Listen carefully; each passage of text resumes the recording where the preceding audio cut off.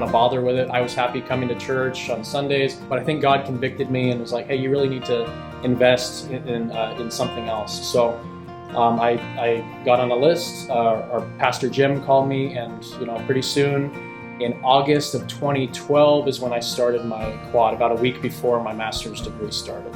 And I was very nervous at the time because I didn't know what to expect, and I thought I had to know a lot about the Bible and to speak Jesus speak and all of that, and I was scared.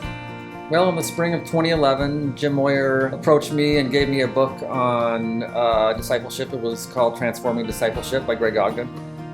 And he asked if I would be interested in thinking about and praying about joining a group.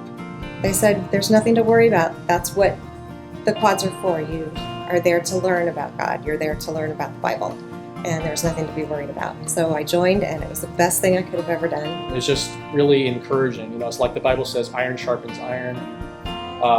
Sometimes I kind of dreaded going, like, oh, I got to write a paper or something, but I never regretted going after. I always felt enriched. I always felt refreshed. It was always very, very rewarding going and hearing about what the other guys are going through.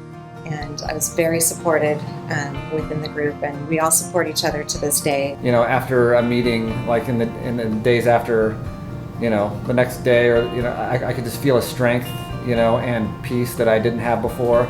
It always seemed to be right on time. The meetings would be right, when I needed them. I felt like there would be no way that I could lead my own quad.